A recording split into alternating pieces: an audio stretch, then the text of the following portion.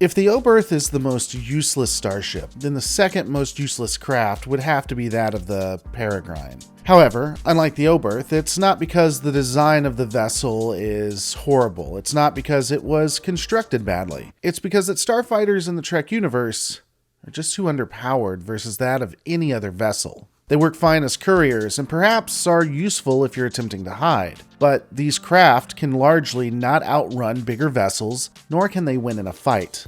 The reason, quite simply, is that larger vessels are, well, much too powerful. In every instance, their targeting abilities as well as the amount of firepower they have is so superior. Well, except maybe 2 convenient plot episodes, but fighters are almost always destroyed near instantly. We see this in TNG when the Enterprise D crew commit murder as well as the Dominion War. They are simply useless.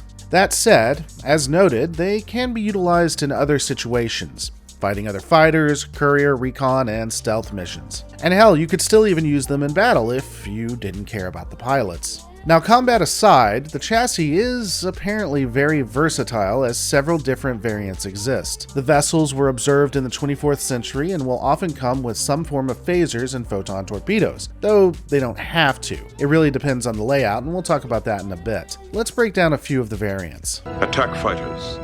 Tactical pattern Theta. Concentrate your fire on the Cardassian ships, and then split off into squadrons and run like hell.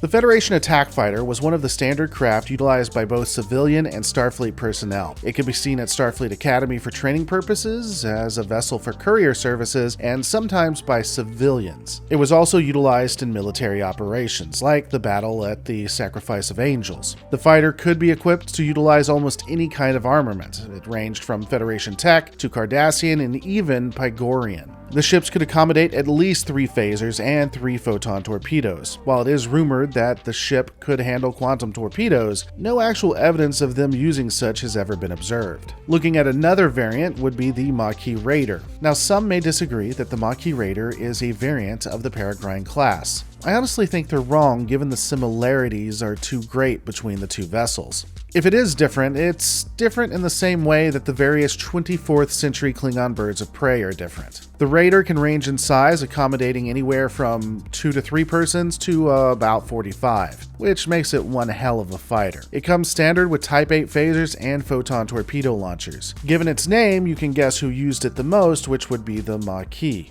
It was so versatile that it could be used in the Badlands or out in open space. This ship would be one of the most well-known among the Cardassian demilitarized zone. And oddly enough, we'd see a lot of them around Bajor too. Interesting that. While there are a few other ships that could be a variant, I think I'm going to save them for a catch-all video. But I want to know, what are your thoughts on the Peregrine and, well, any other fighters? Let me know in the comments below. Don't forget to rate, subscribe, and I'll see you on the next Lore Reloaded.